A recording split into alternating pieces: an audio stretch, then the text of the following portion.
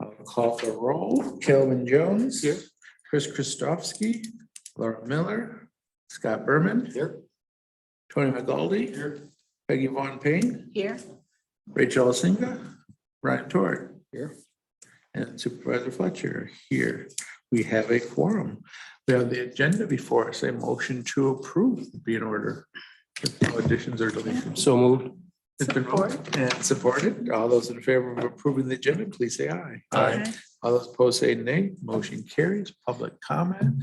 Not seeing anybody from the public here. We have the minutes to the September 13th, September 12th meeting, and we have those in front of us that were passed out. To us, the meeting notes. What's the? Motion to approve the minutes of September 12th. Is there support? Support. There is support. All those in favor of approving the September 12th minutes, please say aye. Aye. All those opposed say nay. Motion carries. Now we're at the new business. We're having a panel of residential people to talk about things, but I don't see. So we had, pulling this up here. So we did have a yes from Ron Clark of McKenzie Companies. Okay. But I don't see him here.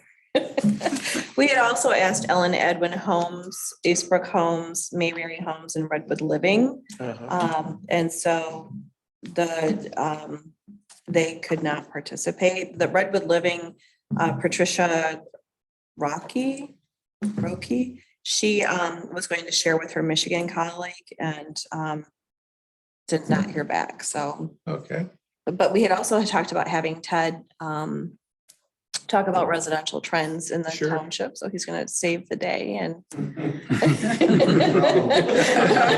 We're always glad to have Ted. Thanks, All the Ted. wisdom he brings to us. And I can also, I mean, if you're interested, I can also talk about residential housing trends and what's been going on in the state of Michigan, if you're interested. Absolutely.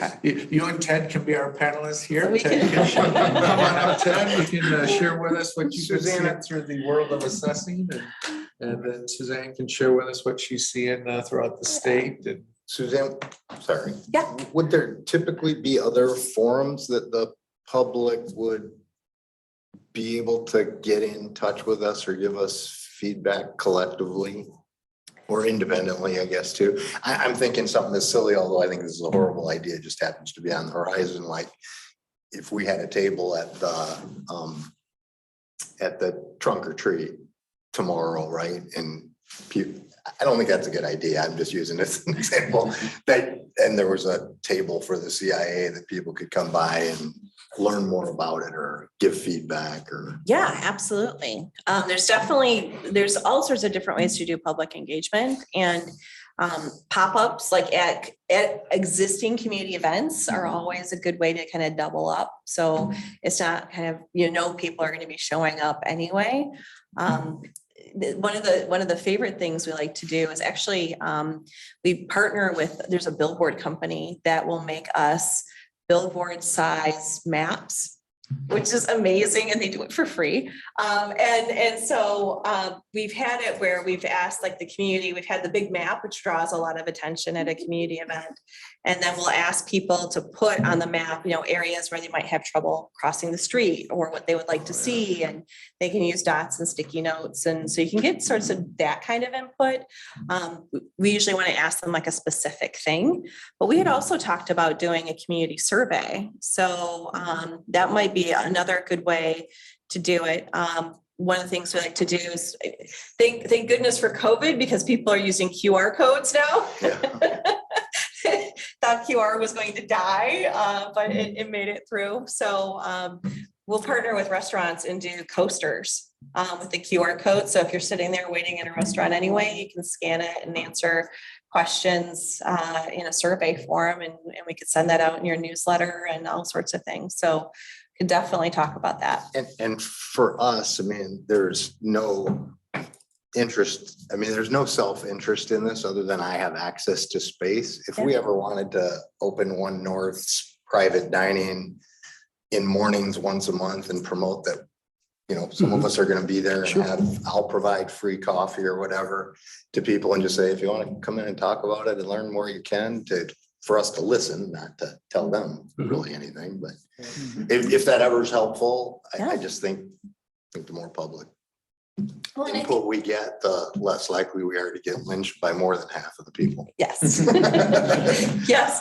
And that was one thing that we had talked about in kind of scoping was initially in the conversations, both kind of in these listening sessions, but then kind of the next stage was, are there some things kind of interim before you do a full blown master plan process that you might want to ask the public and have some, some light touch community engagement just to kind of get a sense of where people are at before you wanted to kind of fully engage them. So we can definitely talk about that and what those approaches might be. This is certainly nothing material, but I know there is community interest because I've had people come to me and I've encouraged them, like, watch, there's public hearings, we want your input. Yeah.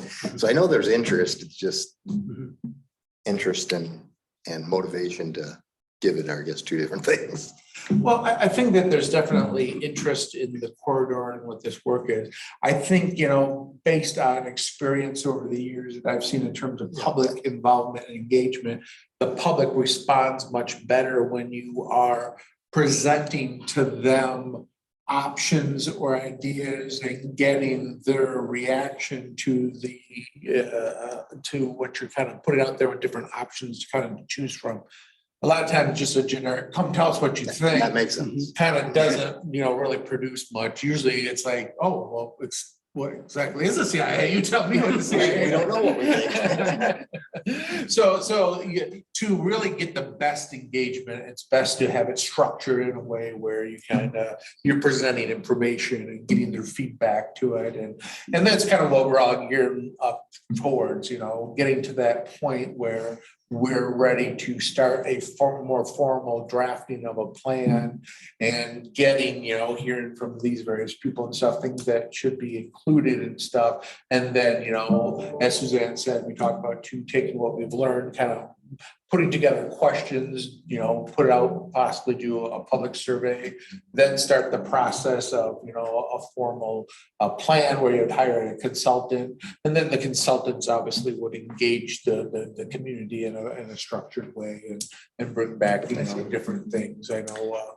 like our parks planning and stuff like that. You have open houses, things of that nature, where you put up different proposals and the public can come and give their feedback to it. And so then you get, I think, a lot better, higher quality feedback as opposed to just kind of open-ended, what do you want? And you get all across the board and folks don't know, but they definitely care about this corridor. They care about making sure it stays strong.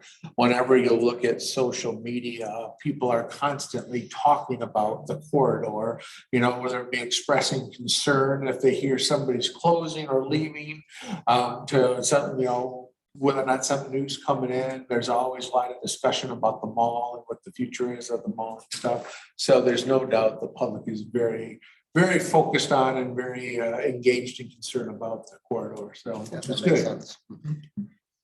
Absolutely. Well, Ron Clark did join us. So Ron, I wanted to invite you to come up to the table here.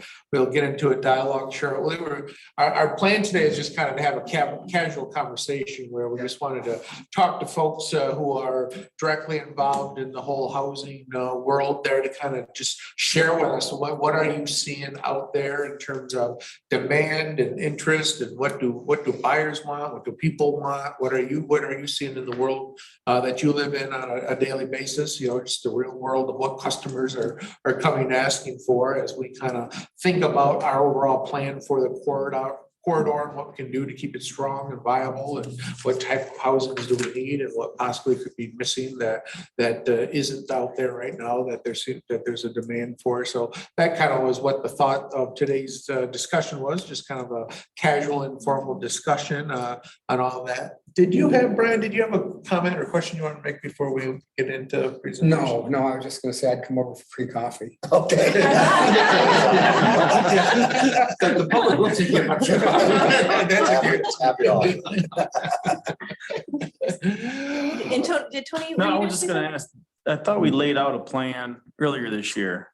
It might be worth going back and recapping or re-reviewing that plan, make sure lots have changed over the last several months. I don't know if there's a different strategy that we should be looking at going into 23. That's all. Definitely. Yeah, I think the process for coming up with our overall plan for the corridor, nothing has really changed. Obviously, the project that kind of started the whole creation of the CIA kind of obviously has come to a halt, and who knows if it will ever restart. But definitely the plan towards coming up with a master plan for the corridor really hasn't changed. Okay. And, you know, that process doesn't make sense. Obviously, the revenue being generated has changed, so that comes into play on both having the funds to do the study and then how you implement it afterwards is obviously a whole new ballgame if you don't have the funds that we were expecting from the TIF, but that's another discussion for another day. So with that, let's jump into the discussion on housing. So Ron, why don't we let you go first and just share with us, what are you guys seeing? What are you experiencing? What do you think we need more of? What do you think we need less of? What's your thoughts on things from the housing perspective in the township? Well, first of all, thank you very much for inviting your panel here. Give you some of my thoughts. By no means am I any sort of commercial or housing expert at all. I worked in the housing market my whole career, almost exclusively in single family side of it. My experience is fairly limited. I reach out to other people involved in the multifamily building sector. Might provide you quite a bit more information. As far as what we've been experiencing here lately, it's been a real slowdown. Marketing or not marketing, but people coming out, open houses, new people, mostly tire kickers. People on a Sunday or Saturday afternoon. And it's really all related to the high cost of single family housing at this point. It's really open it all. Remember buying houses when interest rates were 10, 11, 12%, that sort of thing. And they hamper a whole lot. And I did, but we still progress. We'll slow down. Traffic, sales. Affordable housing is famous oxymoron. It just doesn't exist anymore. Really figure out how to conquer the density question. Get more people involved in either the same piece of property and all that. I think that one thoughts I've had regarding the Saginaw corridor down through there would be to look for opportunities where you can replace retail. Find short term here that you could find more projects in those areas and put in. I think we're still trying to sort out what's going to happen with the economy and the workforce, all that after the pandemic, more people work and how's that going to shift back. It's going to be a significant shift back to occupation. Challenges of not only retail, but housing is the one sector that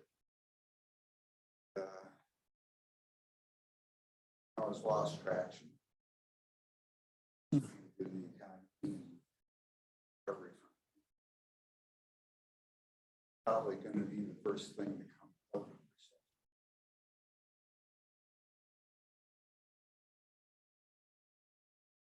Multifamily, trying cost is more handleable than single family residential.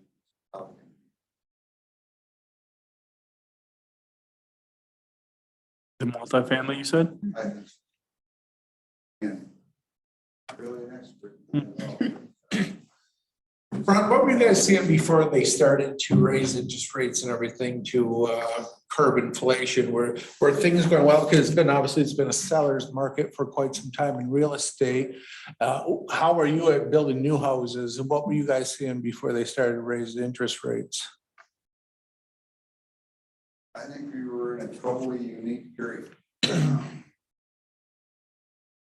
We were, all of our customers, or virtually all of our customers, were people in their 50s and 60s. Frankly, I think they thought that they better get what they want to get while they can afford it. Markets turned and all. A lot of people were buying homes because they were looking for their last home and wanted to have a new home. That's right.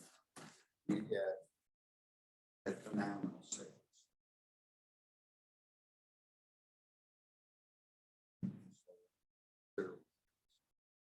Ron, what's your target market when you're building homes? Is it on the more luxury side or starter home? Kind of where do you fall? Well, we're probably now considered in the luxury category, but still building and promoting really production homes that fitted out very nicely, good sized rooms in them, nice trim packages. Probably in the 400 to 700,000 range. Right. Okay. Than that, over 400 now. Trying to keep them below 600. Getting harder and harder all the time. Okay. Go down. Is that due to materials, labor, land? Is there one or the other? You see, I mean, is that a? The material costs have gone up significantly in the last year, a lot. Labor costs finally started increasing about a year ago. Before then, I think most subs were still happy to come to work, stay employed, busy, and so there was some increase in labor costs, but and the material costs.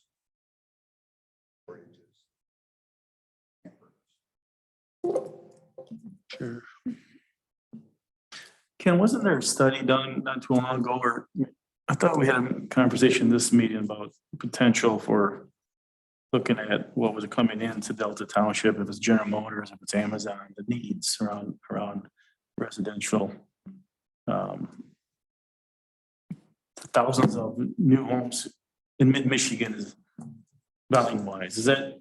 Well, there's the Tri-County Regional Planning Commission has done Oh, a that's housing Tri-County. study that hasn't officially been released yet, but is like very shortly being released. I forget exactly when Okay. that's gonna, but it's pretty much done and ready to be released shortly. So, Okay. so yeah, they have conducted a kind of a look at what are the housing needs of the entire region, and everything will be coming out with that shortly. So that should give us a lot of information. Great. But we do know for quite some time, you know, they have said that there was a housing shortage in the Lansing area. Okay.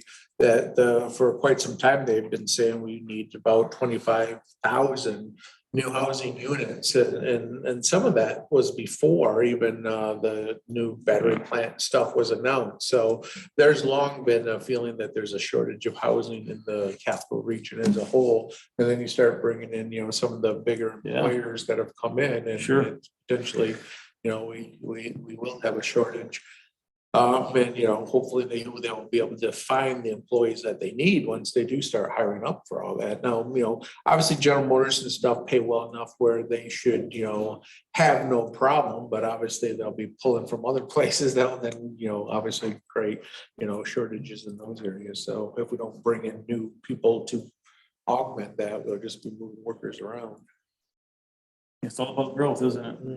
Yep, absolutely. But the overall trend though, with what we have going on, employers still seems to be hiring, working through that.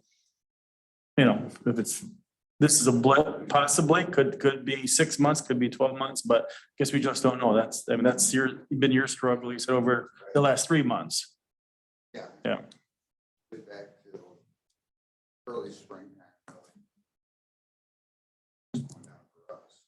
Well, not to be a pessimist, but I think that's going to, it's going to continue for a while, because obviously the Federal Reserve is saying they're going to continue dramatically raising interest rates because inflation's not being really calmed down yet by the numbers and stuff. So unless we start seeing some big changes in the monthly inflation numbers, they're going to keep coming back with these rate hikes, and they're going to continue for a while. And then obviously if the country gets pushed into a recession, which more and more economists are now saying is going to happen, housing market's going to go pretty, especially the $500,000 or more houses are the first things that kind of come to a halt in a recession. It seems like it might also be a factor. You forgot more about this than I know, but we're looking to expand our businesses.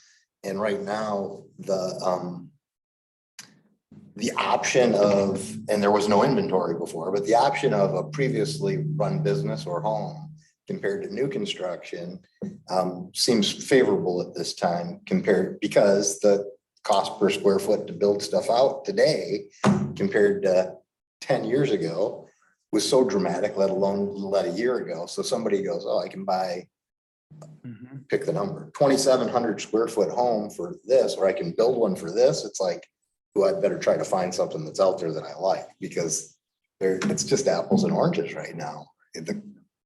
No fault of yours. I mean, to your point, labor and supply costs are so high.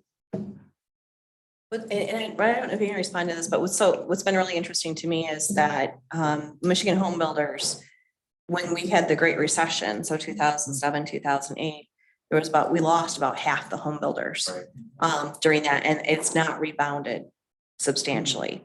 And so what has happened is the home builders that have been out there are at that 600,000 plus range, because people who can pay are willing to pay, supply and demand, right? But starter homes are having a really hard time finding someone to build starter homes and then hit it at a price point that it can actually be affordable for people.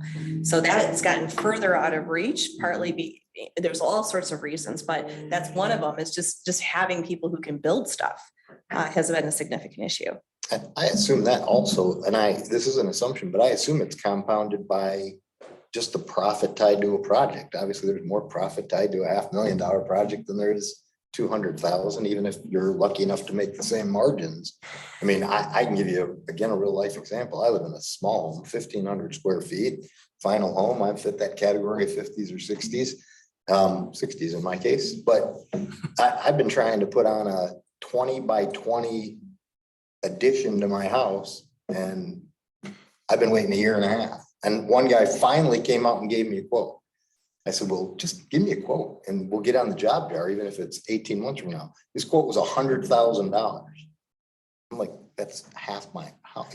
Clearly, he's just saying, like, I'll find time for you if you're willing to pay $100,000. Otherwise, I don't really want the work, right? Because I got more than I do. It's crazy stuff going on. Ted, what have you been seeing through the assessments? Just kind of what Ron's saying is, again, you see the history, say we go back 2 years or 3 years, maybe 2 and forward up until summer, it was, to use a term, it was kind of crazy. I mean, we couldn't even come close to keeping up. Things were increasing so fast. I don't know what percentage it was, but say 15, 20% at least per year, and again, we're reactive because we just see the sales come in, compare it to our data, and we're like, we're way behind. And now in the last 3 months or so, it seems that it's there now. I mean, the quantity is less and the sale prices are much closer to my values. And then even more so, we track listings. And the listings were 6 months ago, I mean, a listing would get 3 offers or 4 offers or more, and they'd pick the highest one and move on. Now we're actually starting to see listing price reductions. So listed for sale for a month, no bites. Now it's actually, drop price 10 grand, 15 grand, something like that. And so back to more normal times, but for the 2 years before that, there was nothing normal about it. We were just couldn't keep up. And again, now the last 3-4 months, it seems normal. Prices are still high, I mean, but they aren't going up the 15, 20, whatever percent that. There was a realtor on the monthly chamber call that they have. And he said that definitely things overall are slowing down, but it still is a seller's market, but there's no doubt things are slowing down overall. I don't think the supply and demand thing's worked itself out yet too. I mean, there just isn't a lot of supply out there for folks to choose from. So if that happens, then it will probably even be that one. And I find all this information really relevant and important, but I struggle intellectually with the timeline for our projects versus whatever the market is today, or 12 months or 18 months from now. That's probably still not relevant to what we're considering long-term based on my understanding. So we have to, it seems we're challenged with adding a degree of what are the challenges today? What are the implications for tomorrow? And then take out a Ouija board and make our best educated guess to what we think it's going to be like in 5 years from now when we're really executing this project. And I think that's the magic here. I personally think it would be a mistake to make decisions based on the market today or 6 months from now. Although I think it's very relevant and very important, I think it's a piece of the information we have to come up with our best guess at. So. Suzanne, what are you seeing statewide trends you're seeing? You mentioned starter homes. I haven't seen anybody build starter homes in decades. No. I don't know where they build starter homes at. Brand new starter homes, I should say. Yeah, I mean, the value of starter homes, it was interesting because we were talking about that in the Grand Rapids area, and you think of a starter home, maybe 150,000, right? Now it's 250 because that's just the price of everything. And so it's really getting further and further out of reach. And I think part of it is those people that could have afforded the home, now that the interest rates are higher, all of a sudden now they can't afford that house anymore. So it's getting further out of reach for them. And so what's been interesting, in fact, I was talking to a developer today who's interested in Delta Township, but they build single family build to rent. And so that's a whole interesting. Yeah, and I after Suzanne's done, I can't talk. Yeah, it's just there was a 60, I also have to send it. There's a 60 Minutes episode on it. Is there? Suzanne, what does build to rent mean? built? So what's fascinating about, there's a couple of things I find fascinating about this. I heard about this at Urban Land Institute conference. Well, so you have developers. So most communities, 3/4 of their property generally is zoned single family. Right? I mean, that's the way it's been. That's where everybody's like, yeah, we're good with single family. We don't want those renters, right? So a lot of communities have zoned to single family, and the big production home builders have found, well, we can come in and build rental product that's single family and do an entire subdivision by right? Because it's just single family homes.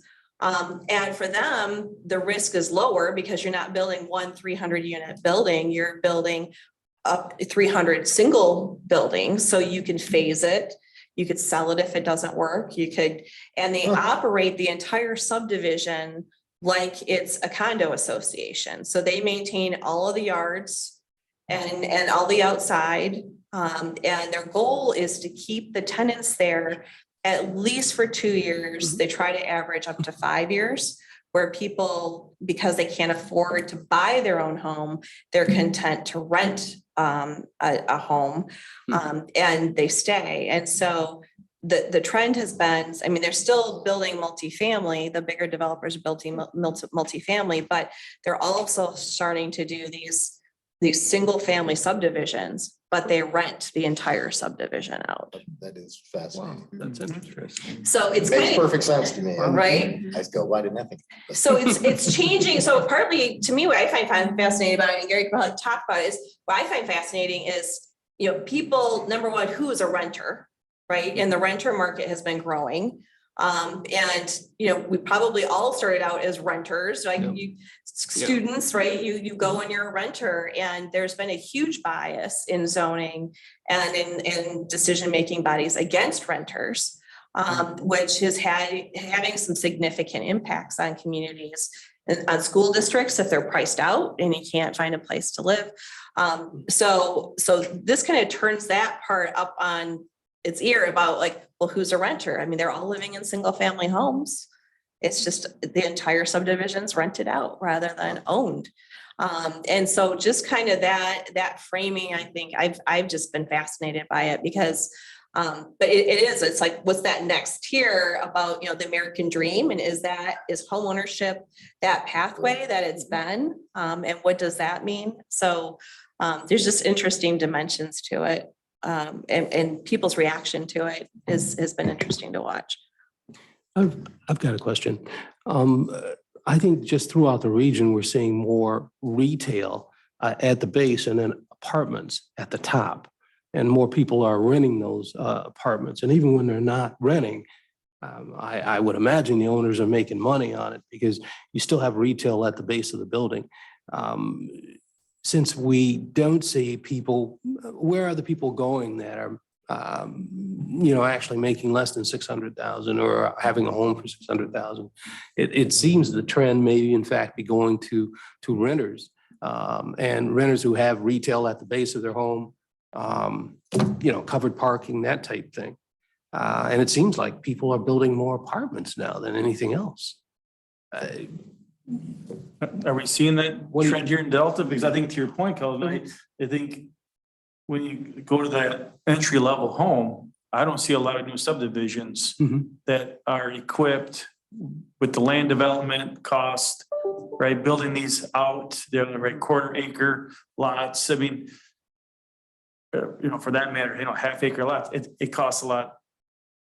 Time and money, resources, permitting. So I just don't see it. So to your point, that density seems to be where it's going. So let's say, Mr. Jones, the retail on the bottom, residential on top, we allow for that. We haven't had anybody that's wanted to do it, but we do allow for it. Okay. Just anecdotally, the tire kickers that I see coming into the township, they're all rental housing. They're not single family.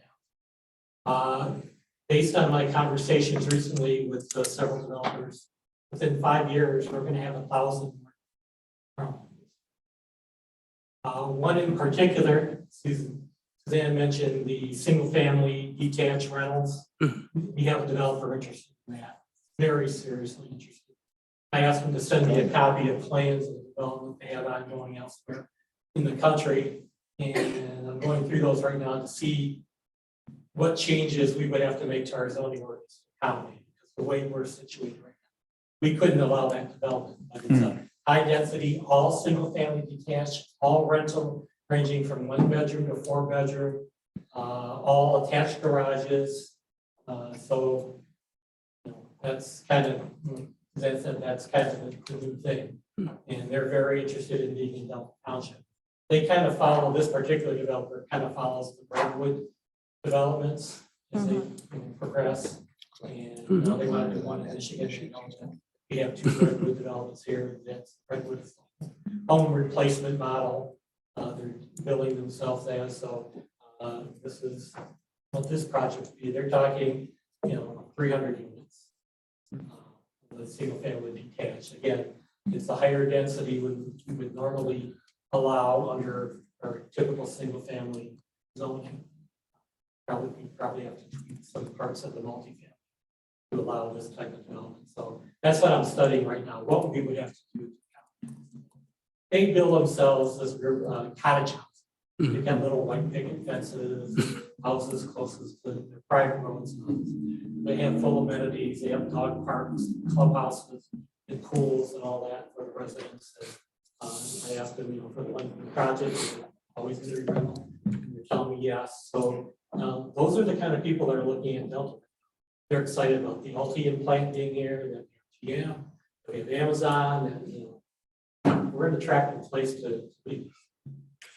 But definitely right now, as all these places are hiring, the idea of some type of rental housing would be appealing, because if somebody new moves to an area, they'd think they'd probably rent something like that before you try to figure out where you want to buy.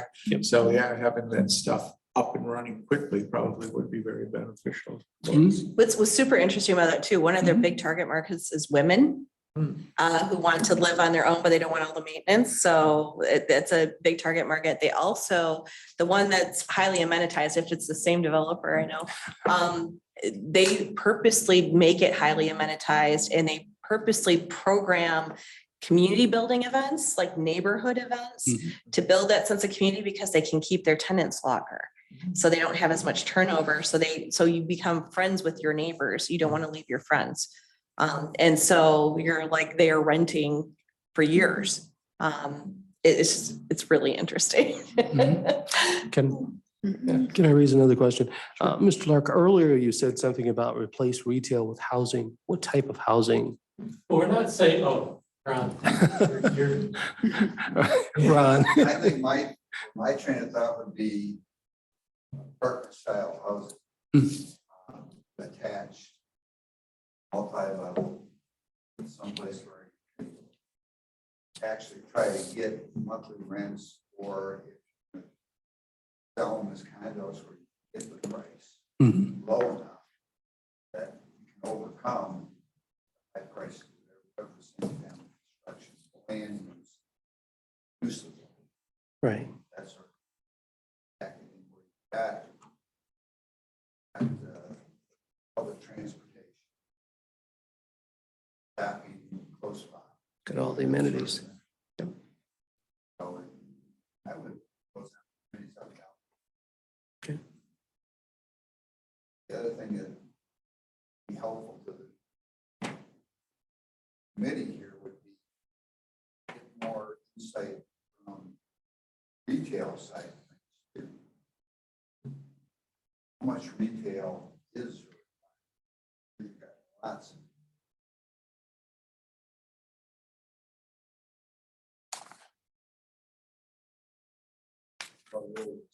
better target. Is there a better target? That's be a little bit hard to sort out in the retail market. Continues to change. Brick and mortar. Thank you. Can you tell me, what is the vacancy rate in rentals in Delta Township? Yeah, I have that, and I'm just talking about your typical apartment complexes that you see all over the place, Tammany, Runaway Band, those guys. It's almost, you can't say 100%, but it's about as close as you can get. It's 98 plus, and a lot of that would have to do with everything can't be full all the time, right? You have turnover and things like that, but if you interview all of the resident managers, they'll say it's fantastic. So very, very high. Okay.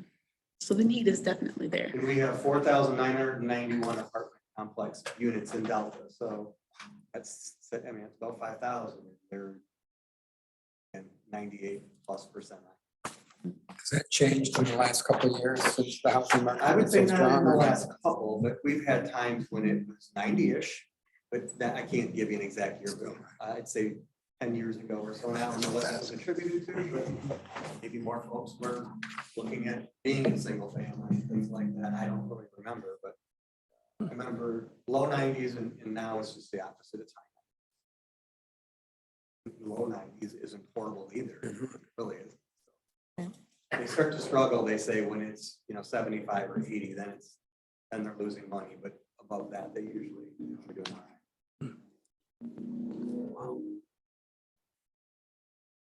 Interesting. Really interesting. Yeah, and the average rent too, by the way, in the last, because we track it every year. That's up. I'll pull a number, but in the last, say, go back 2.5, 3 years to today, the average rent on a 2-bedroom or 3-bedroom unit, even a one, would be probably 20% higher today than it was 2.5 years ago. Maybe even more in some cases. And again, my guess would be that Ron's costs are up more than 20% per square foot, building something out by far, right? Maybe closer to 40 or 50. The thing that surprises me is, I guess the rents that some of these places are going for, the cost of these rentals are quite high. In a lot of cases, it's higher than what you could buy a house or, or a condo for less than, or as equal as what you're paying for these, which kind of makes me wonder, you'd think that there'd be more demand to build condos or whatever that people would be buying versus all these rentals that people are paying, $1,900, $2,000 or more a month to rent. It just seems kind of bizarre to me that people are willing to pay that kind of rent on a long-term basis. But everything that's being built, it's all very high rent. There's nothing being built that is, lower rent. That's for sure. Yeah, conversations with the developers I've had, they're good, they're market rate units. They're anywhere from, from a 1-bedroom, $1,400 a month up on $2,400, $500. And we go up to 4-bedroom. Concept is. And so is the real big difference between that and a typical single housing development is they create a community, or what is it, an HMO, and so then they can have narrower streets and properties can be closer together, so higher density. Higher density, that's the one key, narrow streets, you're correct, so, some of the development costs are gonna be less for the typical single family. And we see here down. Yeah, it's economies of scale. The risk must be lower for them ultimately to develop this, I would imagine. Well, I think But all the isn't it- things Susan said makes perfect sense. It's Yeah. more scalable. They don't have to wait for the whole building to get done. It's. They can start leasing out in pieces, where you Yeah. can start waiting for your whole certificate of occupancy for a whole building. They can pause it when they want to. Yeah, it's Yeah. incremental. Is this similar to what's on Nixon and Saginaw, but I forgot it's not Nixon House, the one in front of Nixon. Yeah, but I mean, those are all build and buy, right? So, but, Those are. right, It's like. site, But yeah. It's not some, no, the units are, more of a mix. Yeah, they're Okay. gonna be somewhat small. smaller, okay.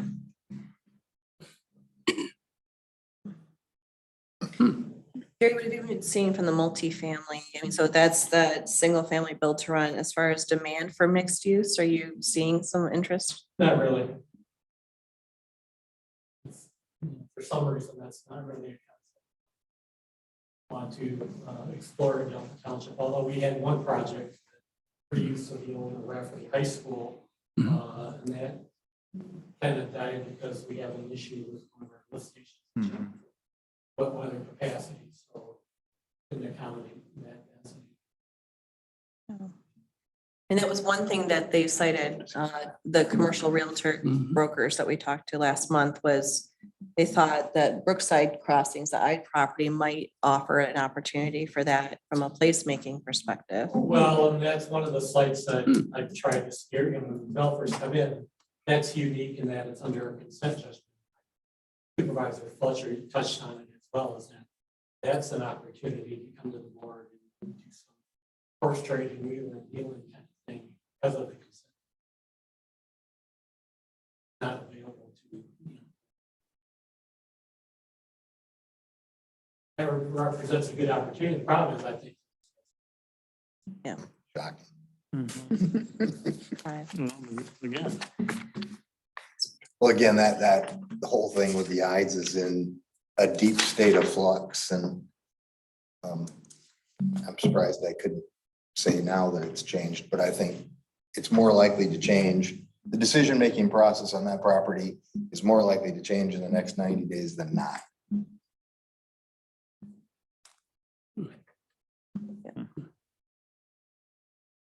Ted, were there other observations you want to share? I can pull up some slides. Oh, I don't think so. Let me just go through this. I did it a couple months ago, but that's average rents. So you finding the average rents are that 1,400 to 2,400? Is that the 1,400 to 2,400? Oh, that's what I'm hearing. That's what you're hearing? Is that From the what? tire kickers. No, and that would Okay. be, our best example on those rent ranges would be Redwood, right? And that's what Yeah. ours are right now. Yeah, that's the model everyone, Makes and I'm perfect talking sense. to recently. They're following Red. Ted, do you find that there's a correlation between the values of commercial property and single or multifamily property, or do they not follow a correlation to one another? I think so. when you I have to mean, do you it? could try to draw some things from that, but I guess, I don't know if we have enough data necessarily. Hmm. There's not a lot of sale data for one on multifamily. I could look at rents and things like that and probably draw something. But not a lot.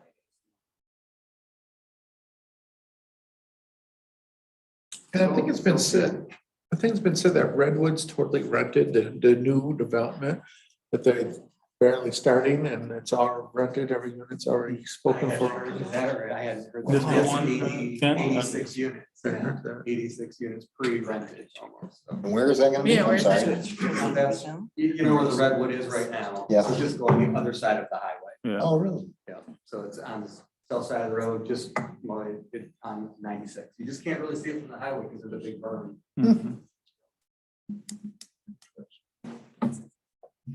So obviously demand. Yeah, I guess could it be we'll Delta? talk about whether or not, how quickly they can all get things built, and whether or not that demand is still there. I mean, it does make you wonder when you see all the apartments go up, are you gonna hit the point where now we're gonna end up with a glut of apartments in the area? But it doesn't seem to be in the short run, because look at all that's going up in Lansing. Lansing A lot of building a them. ton of Yeah, apartments. a lot of, yeah. Yeah.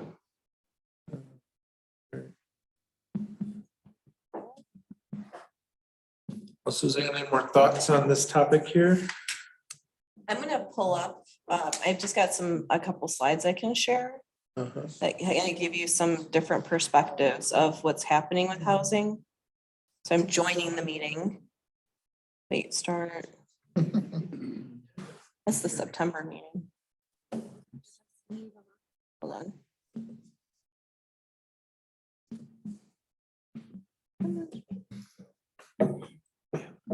Where's my computer? set? I just forwarded you.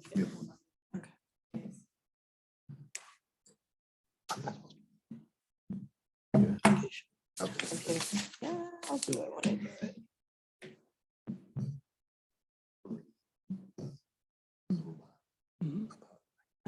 This fundraiser. Take my money. Anytime you want us to, we're ready. He'll be at the- Yeah. This is Jeff. He said, and I met Tony. I told Tony, I'll hand it to him, but when I won't do product for football, general fund, Oh, good. but I don't get in the middle. Political outcry. You support it.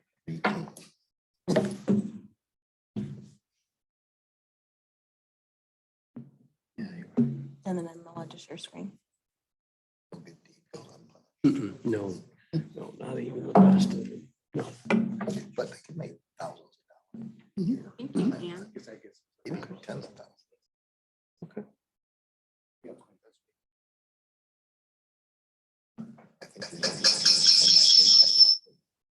thing in that impact. He's coming.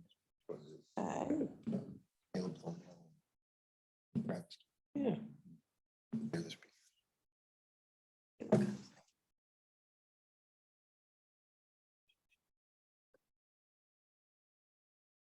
Marcus Kirkpatrick is coming. Share screen. Park and Rec, right? Yeah. Let's go. What? Are they meeting at the Next week's airport? in the morning. There we go. Oh, is it? Oh, Right. Hey, not screen sharing. pretty sure. I'm 90. So I have some Michigan specific. Is that good? Okay. So there's actually this study that AARP, if you're ever interested in data about what's going on, AARP is fascinating. But AARP they did a publication called Making Room. And so the bar on the orange bar that you see talks about family composition or household composition. And so what you're finding is this idea, not only so I'm finding the home ownership facet interesting, but also this idea of who are we building for? Because 20% of families now of households are nuclear families, mom and dad and kids. That's only a fifth of the households that we have in the country are comprised of the nuclear family. So then you think about housing for everybody else, right? So 28% are single people living alone, 25% are couples, 20% adults sharing with other adults, and 7% single family or single parent families outside of that. So you're seeing this huge kind of inversion of changes of single family or single person households and nuclear families and what's happening. And so those trends are starting to change, those life circumstances are starting to change what we've traditionally thought of. So baby boomers, for example, don't want to maintain the big yard and the big house. They want to downsize and be by amenities. So do single people and people who are marrying later. They want to, and so you really see children, people with children determining differences than people without children. There's a really big distinction between that. And it also, I mentioned that 3/4 of most communities are zoned only for single family houses. That's the only type of housing you can build. And so when you talk about housing types, then what types of housing do people need? You don't need a house with 3 bedrooms in a lot of cases if you're a single person, right? So what kind of are we building? And I got some data from Michigan about what that looks like. So from a master plan goal standpoint, what we're seeing is you're hearing this term missing middle housing. And to some degree, I think the housing types we were just talking about fit into that missing middle. You've seen historically kind of in the past 50 years, 2 extremes, either single family homes or apartment buildings being built, nothing in between. That all used to be legal before 1920 or 1940, right? There was all these little apartment buildings, duplexes, kind of intermingled in neighborhoods. If you look at older neighborhoods, that was kind of just this mixed pattern of different housing types. And they call it missing because it's not being built anymore. So the project I've been familiar with, and this is where a lot of the data comes from and the work I've been doing, is the Michigan Planning Association has developed a zoning reform toolkit and identified things to change. And so, Gary knows what those are, but just to give you an idea of, everything from dimensional modifications to zoning to what the zone districts are, what their definitions are, what are the housing types you're going to allow. And what you're going to use for process. So community input plays an important role in whether or not stuff gets built. And so people who have their single family neighborhood only want single family next to them and they want owner occupied, right? So you're seeing some communities changing processes to say, you can build this by right. So you don't have to go to the township board for approval. It doesn't become a political process. If our overall goal as a community is to have more housing, then this is the type of housing we want to have it look like and work. They'll change it so it's by right development rather than political. And generally, if you talk to people in community, they'll say, yes, I'm all for different housing types. And then you say, but we're going to put it in your backyard. No, I'm against it.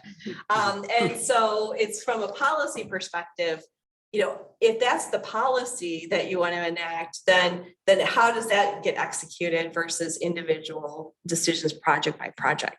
Because you'll never get there if you really want a diverse housing stock. So it's super interesting. Well, we saw that with the Delta Crossings, when they're talking about putting in multifamily housing.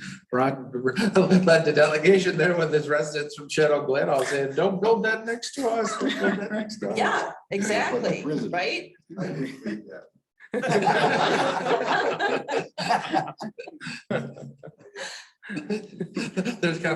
on that. So, and so what's interesting from housing is that in Michigan, you know, we have like, we rank 13th among the 50 states in terms of number of units of government, right? So we're super, you know, townships and villages and counties, and everybody has land use control in different ways. And so communities that our states are now, there's about 7 states now that have enacted preemption laws against local communities being able to do their own zoning for particular types of housing. So for example, in California, accessory dwelling units, they're called our granny flats, whatever, Fonzie flats if you live in Australia. But they'll say you can't not allow, my double negative, you have to allow accessory dwelling units in your community by right. So there's other places like Connecticut that said you have to allow duplexes now or up to 4plexes. So there's states now that are starting to say we can't keep doing this, we have to change. So there's preemption that starts to come into place. And so in Michigan, it's super interesting because we're a very property rights oriented, you know, we have that culture, but it's been 50 years since at a state level we really talked about land use when Governor Milliken was in office. And so what happened? So the conversation is really happening at the state level. We talk about kind of politically, how do you solve the housing production problem when we have a housing shortage? Tony mentioned land, labor, and you know. So I also put laws into there because that's another category, but can't control labor, right? Wages and skills, can't control the price of supplies and construction, can't control the price of land or the market, but you can control what the zoning regulations are and what you're going to allow as a community. So that's where it's really, from a trend standpoint, that discussion has really kind of become a huge thing all over the country.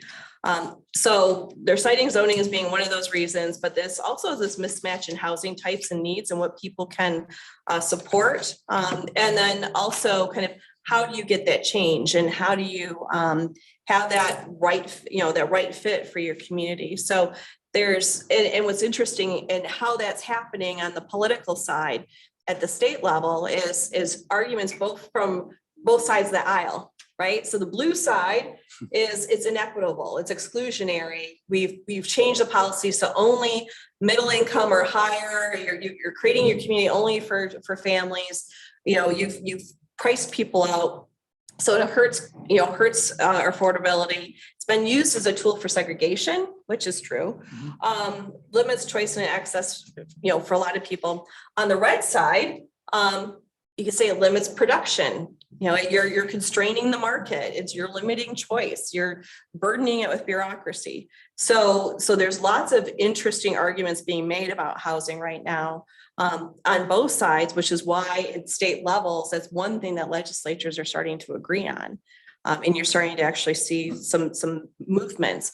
It's also interesting is this conversation has come up under multiple presidential administrations. So it came up under Obama. There was actually a checklist that they came out with from the White House about how does your zoning fit. It came up under Trump. And really from a market failure standpoint, property rights standpoint, it's under Biden right now, and those discussions, and there might be different reasons, but there's a consistency in that it's being discussed even at the federal level.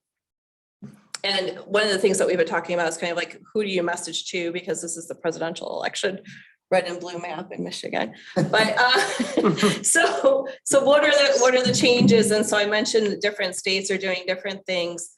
And so we're looking at that and talking about what's the change to the status quo. And so I'm trying to find my pie chart I had. I wanted to find that to show you. I think it's here. So the reason we're where we're at. I'm getting a security alert.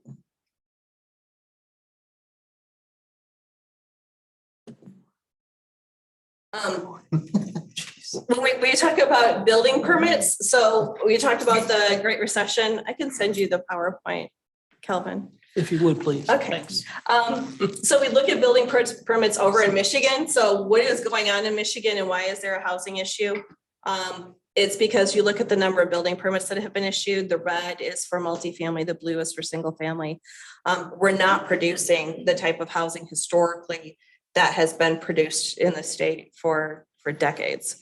And part of that was the loss of home builders and other reasons.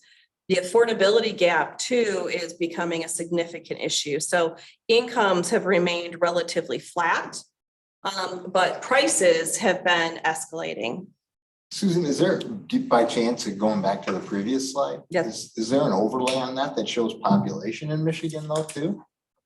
Yeah, so population in Michigan has stayed relatively steady. Mhm. So especially if you look at like from 80 to 90, we increased by just a little bit. I think it was like 1% in Michigan.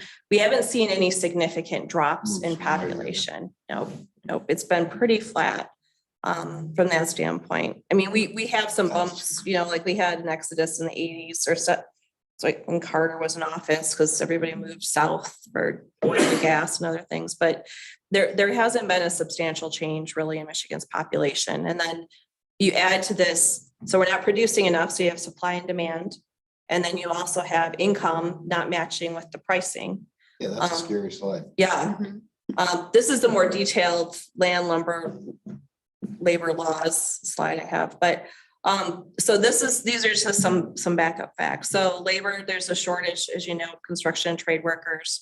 It was 43% of the home builders that we lost between 2000 and 2009.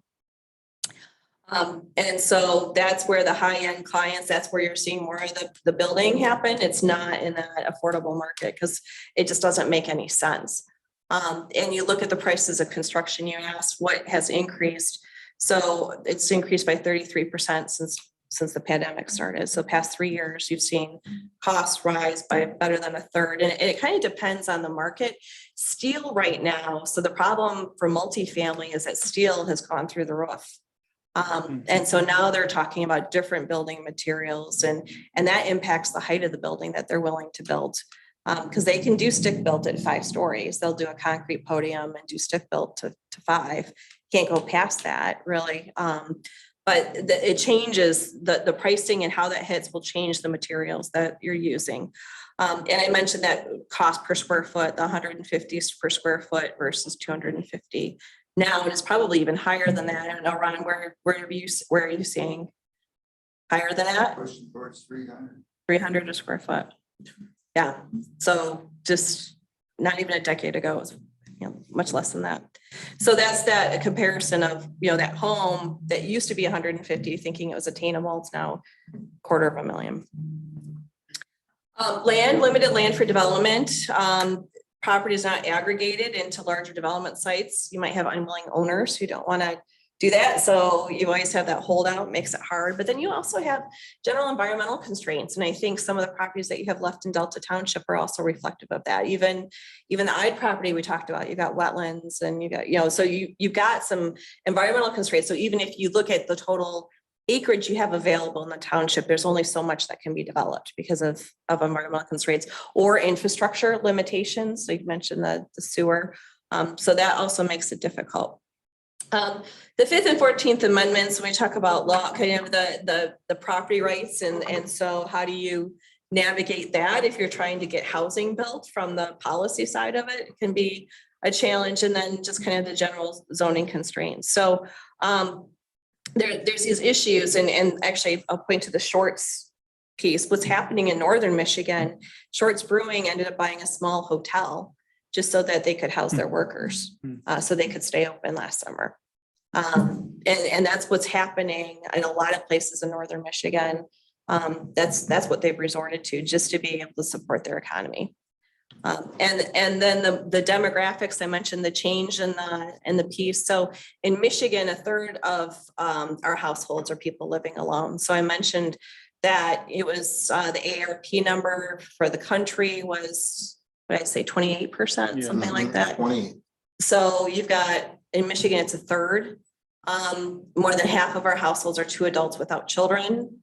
and we've got a quarter of households with children at home. Yet, when we look at the types of housing that we're building, this is Michigan's based off census data.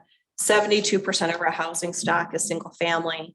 And you have very few, actually what's interesting is you look at other states, the idea of row houses or brownstones. We have only 5% of our housing stock has attached units like that. So very few. And then certainly, you're at like 5% for the other kinds of densities or housing types that you might have. And when we look at for those housing units, how many bedrooms they have. So you have well over half of your homes have, 3-bedroom or 4-bedroom availability, but yet a third of your population is just single people. So there's this mismatch about what's happening, and certainly how big the unit really drives the prices. So we're talking about per square foot cost. Now, I'll put an asterisk to that though, because you can have super small units, but they're still, in some cases, they're more expensive than just on a per square foot basis because they all need toilets and showers and kitchens, which are some of the more expensive things. So they might have smaller footprints, but they might just on a production side be a little bit more expensive because of that other infrastructure that you have to have. And so I talked about that, but you got like Utah, they have a YIMBY housing bill that's been passed, in support of affordable housing. I mentioned Connecticut. So there's some things that have been are being explored both at the state level, but also locally, where communities are trying to delve into that. You're starting to see some changes. Michigan Economic Development Corporation and the Redevelopment Ready Communities program. They're trying to encourage zoning changes through that kind of an incentive-based program. But the conversation you're going to hear is going to become much more pronounced over time. The state legislature right now is working on, they've had 4 bills sitting, I won't say 5, but I think it's 4, sitting in session to increase the number of tools to create housing. So for example, neighborhood enterprise zone is a tool that you can use to kind of change the base for your property tax.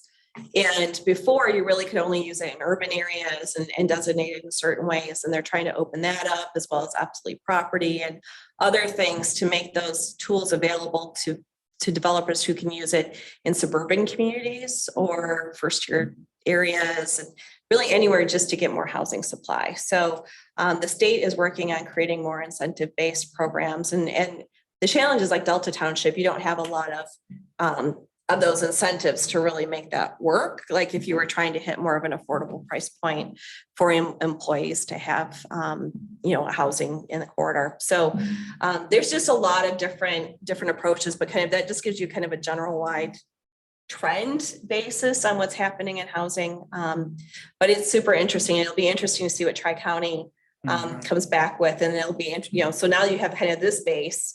We get Tri-County's report sharing that. And seeing how that compares. That's all very interesting data. I think in some sense though, on whether or not the housing is matching the demographics, it's interesting, like Ron had mentioned, before the interest rates started rising, they're selling a lot, but like he said, he's selling to people in their 60s and 50s who are buying the 3-4 bedroom houses and stuff that they probably don't have kids and stuff. So it's kind of interesting that not everybody in those demographics necessarily wants to downsize. There obviously is still a big demand for folks wanting the traditional family house, even though they're smaller families now and stuff. But it is interesting though, you see that breakdown because you don't realize that, you definitely think that it's more skewed towards families and stuff in terms of the breakdown. Yeah.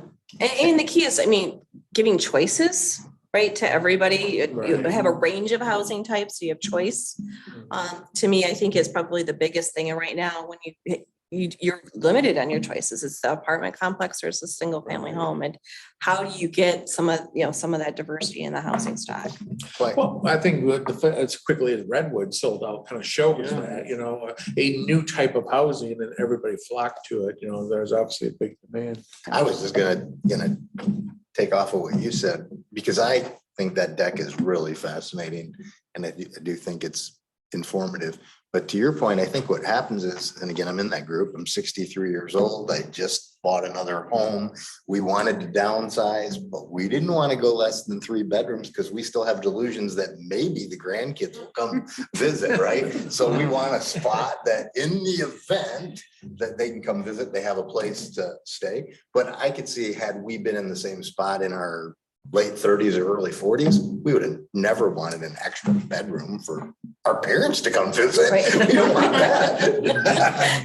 So. But that's also a trend that's going it's- up, it's is really co-living, interesting. multi-generational living. Multi-generational. That percentage has gone way up too. And you'll be glad to know it, Mark Graham and Gary Bozick would not allow us to do the granny pods. and Okay. things. Special land use permit. You realize it. Now I'm at the point now where I don't want my I don't want my in-laws coming in my backyard. I say it's against law, I can't do that. I would love to accommodate you, Bob. Can't make it work. And I would say actually the cooling off isn't necessarily a bad thing, because we couldn't continue to see the 15 to 20% value increases. And what's interesting at a local jurisdiction level, if you look at Headley and Proposal A, and how those work, Traverse City, for example, has to roll back some of their tax rolls by $4 million because their values have gotten too high and have exceeded what state law allows them to collect for property tax. Holy cow. So we also have some wonky things in the state tax pieces, and I don't know if there's any comment on that, but it's interesting because you also have this dynamic, right? You got where homeowners, your rate on your home as a homeowner is only going to increase rate of inflation or a maximum for a neighborhood value. It doesn't truly reflect the value of your home on what your property taxes are. So my mom, for example, lives in Traverse City, and her tax bill is $7,000 and she lives on East Bay. But if she was to sell that home, she's been there for almost 50 years and it's worth well over $1 million, right? She can't, $7,000 is her property tax bill, right? Yeah. So you've got that dynamic about whether or not people who are older want to move out of the home that they have into something else because they're going to be paying more for smaller, because from where they've been at for a long time. But then also with these percent increases being so high and communities being capped as far as how much they can collect, it just creates this whole different dynamic too, from being able to provide services. And especially because during the Great Recession, what happened is your property taxes in some communities got rolled back, right? Because the value dropped on those homes. And some communities, it's taking them a decade to get back to where they were with what they were charging for the home valuations before the recession. And now they're going to be capped as they try to increase. So I don't know if you've had anything to add to that. No, it just follows like that. I mean, you can't collect more, like you're saying, uncapped values go up, and then you have the uncappings that happen. And at the end of the day, a municipality can't collect more the following year than they did the previous year, adjusted for inflation. What happens, you have uncappings in new construction is exempt from that. You get the new revenue from new construction like that. But yeah, the values are going up 20% and your taxable values are going up 2-3%.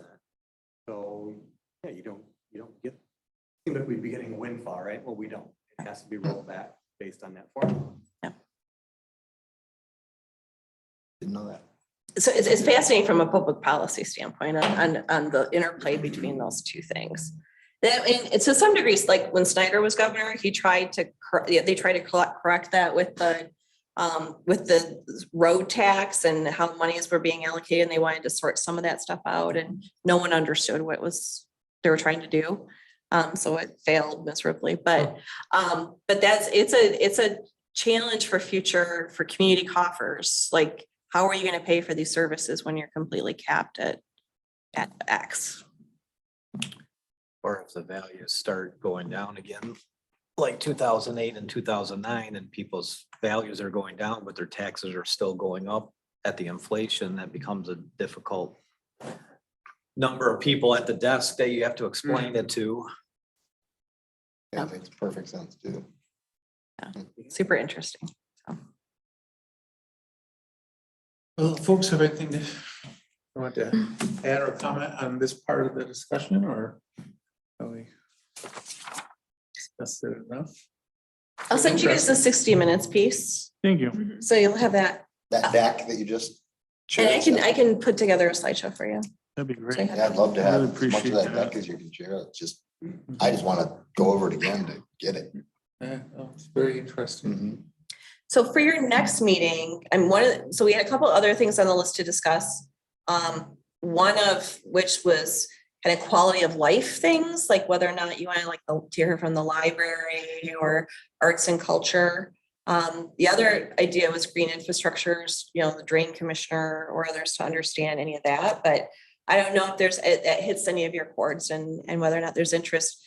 I think the other alternative would be to kind of delve into the public participation strategy and opportunities to hear from the community, but not overpromise, right? So the hard part is always, if you're going to ask questions of the community, what are you going to do with their information and how are you going to use it? And then, being open about what that is so that they don't go, oh, well, they asked my opinion, they didn't do anything with it, and I'm not going to participate again. Yeah, I live that every day in the business world, right? Because that's what I tell our managers all the time.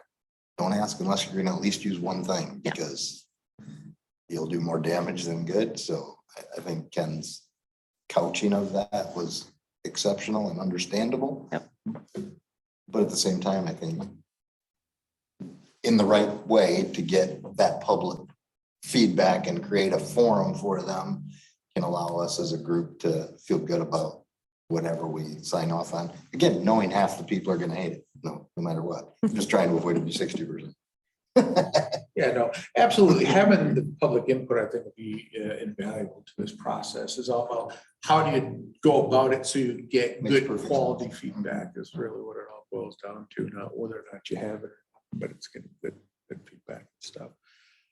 But I think, and I don't know if there's a way to do it. I think the discussion on the quality of life and placemaking and specifically how it fits in the corridor could be good if we could find a way to have a dialogue that actually be value added discussion, because I think that is a key piece. People do raise those types of, placemaking, quality of life, and kind of sometimes in conjunction with the corridor, but figuring out how that fit, how do you incorporate that in the corridor? Do people want to see things incorporated in the corridor? But I'm not sure exactly what panel or who we'd bring in that could help us discuss that. I'm not sure if inviting the library necessarily gives us that piece of it. I think we've talked with them before, but that group,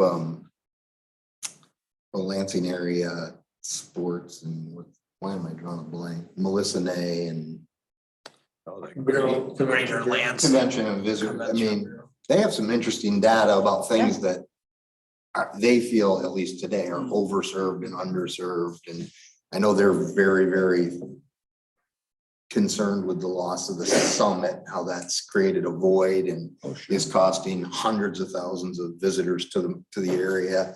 I think that might be an interesting group to get in, just to have them share their data and perspective.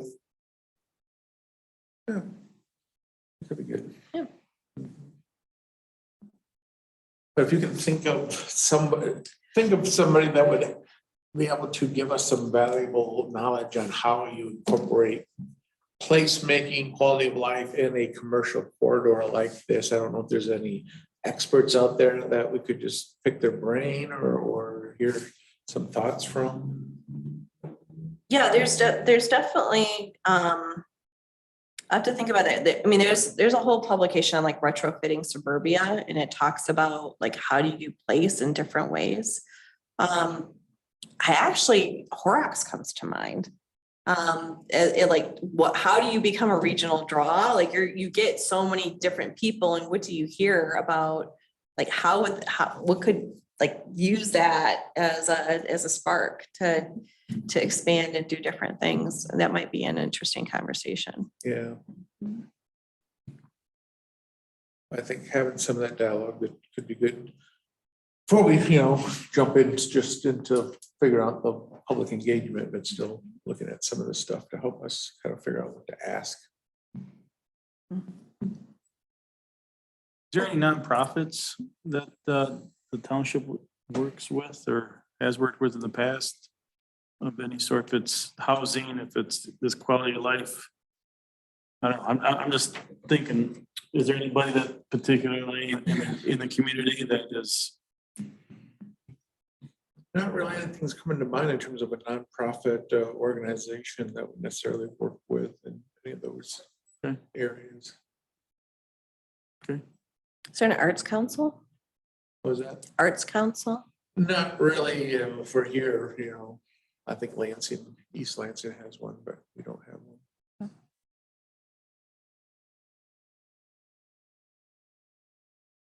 I can do some research too and see if we can come up with some ideas and kind of how to come up, what that means. Yeah. Yeah. So I think having one more meeting where we have some of these panel discussions and then, then start discussing the public engagement. That could become December's then. Yeah, that'd be a good idea. Kick off next year. Yeah. Oops, sorry. I was just saying, just kick off next year with some type of engagement, public engagement. Maybe sometime later in the winter next year.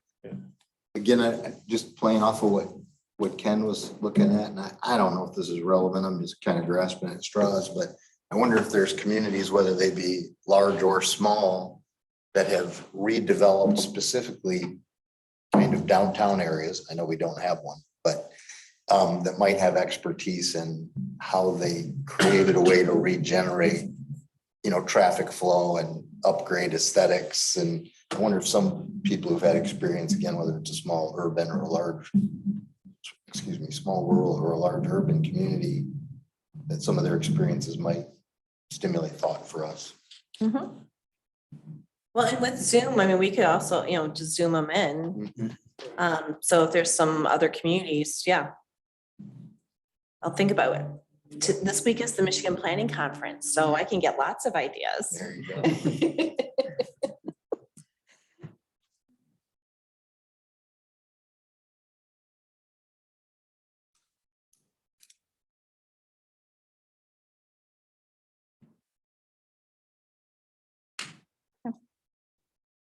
Great.